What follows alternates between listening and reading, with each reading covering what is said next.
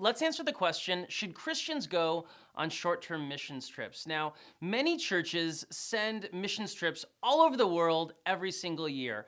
They send teams to places as close as Mexico, and they send them as far away as places in the Far East. Now, this costs a lot of money. It costs a lot of money to buy plane tickets, to stay in hotels, to buy food for teams of 10 or 20 or 30, and it costs a lot of money to provide resources to do projects for missions teams. And so many people ask themselves, well, is it really worth it to go on a missions trip? Is it really worth the money? Would it be better off if none of us went on missions trips and we just sent all the money overseas to build buildings and do projects? And I appreciate that. I understand those questions. I understand why you might think that way, and I've asked those questions myself.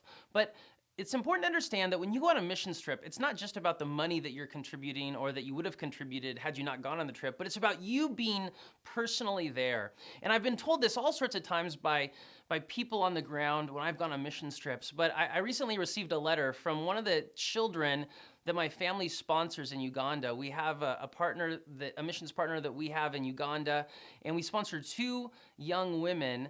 We help pay for their education and some other living expenses.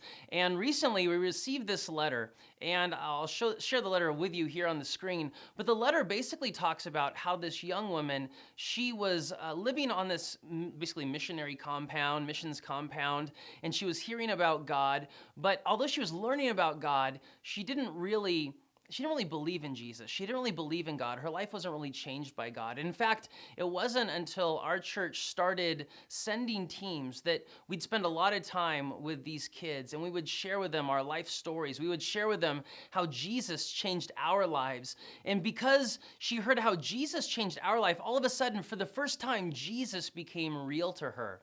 And as she says there, not only she, but her entire family has grown closer to God and have put their faith in Jesus. And I'm not saying that we should get credit for that. I'm not saying that my church, we're such great people that we should get credit for that. But it's amazing how God used us being physically present in her community to communicate the love of Jesus. And so I guess if you ask me, should Christians go on mission trips? I'd say yes. Because as important as money is, and even as important as prayer is, there's nothing that replaces being physically present with someone and showing them the love of God. Even if you don't speak the same language, there's nothing like being physically present there. And so I hope that many of you will take the opportunity to go on a missions trip to share the love of God with someone else in another country, in another language, and that you'll continue to pray for and support short-term missions through your local church.